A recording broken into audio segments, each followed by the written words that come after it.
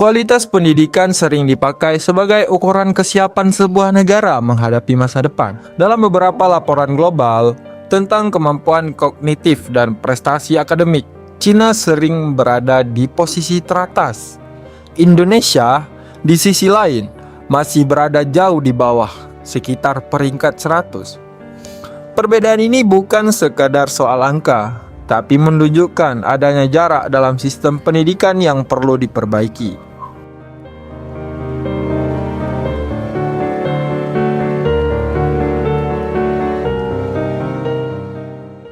Cina menjadikan pendidikan sebagai prioritas strategis jangka panjang. Pemerintahnya menanamkan investasi besar pada sains, teknologi, dan riset. Standar akademik dibuat tinggi dan sekolah diarahkan untuk membangun kemampuan berpikir, bukan hanya hafalan. Sistem yang ketat ini menghasilkan lulusan kompetitif di bidang teknologi dan industri.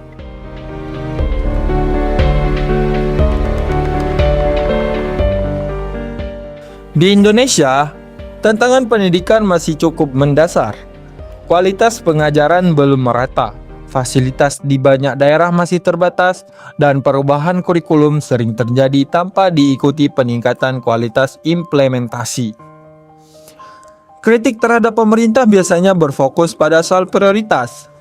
Pendidikan sering dibahas sebagai program penting, tetapi hasilnya belum tentu merata di lapangan.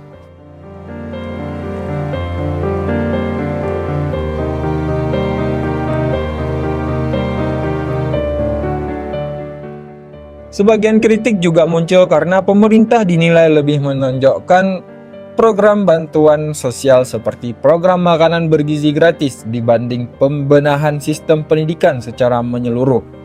Program bantuan tentu penting untuk kesejahteraan masyarakat, tetapi banyak pihak berpendapat bahwa peningkatan kualitas pendidikan dan kesejahteraan guru honorer seharusnya mendapat perhatian yang sama besar. Guru honorer masih menghadapi masalah pendapatan dan kepastian kerja, padahal mereka memegang peran langsung dalam proses belajar siswa.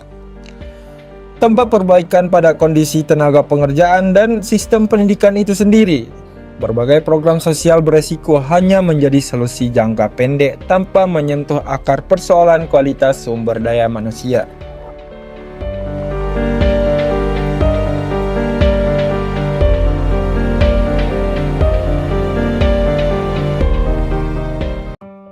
Masalahnya bukan hanya pada hasil peringkat, tetapi pada dampak jangka panjangnya.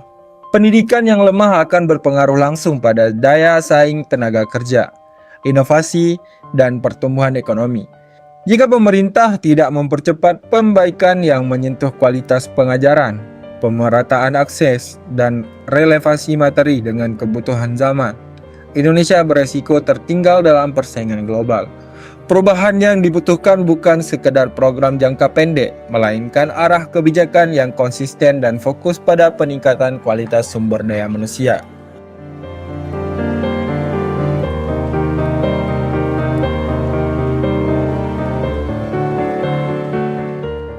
Padahal, Indonesia memiliki jumlah penduduk usia muda yang besar. Tanpa sistem pendidikan yang kuat, potensi ini sulit berkembang secara maksimal.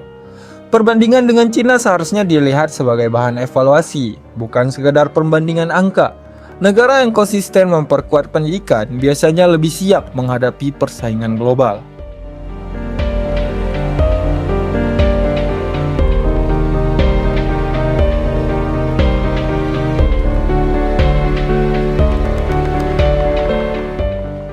Pendidikan membutuhkan kebijakan yang stabil, investasi jangka panjang, dan pelaksanaan yang konsisten. Tanpa itu, kesenjangan kualitas dengan negara lain akan terus ada. Pendidikan bukan hanya urusan sekolah, tapi fondasi utama membangun sebuah negara yang maju. Terima kasih telah menonton video ini sampai selesai, dan jangan lupa like dan subscribe channel ini, agar kita tidak ketinggalan berita menarik lainnya. Selamat menjalankan aktivitas dan sehat selalu. Bye-bye.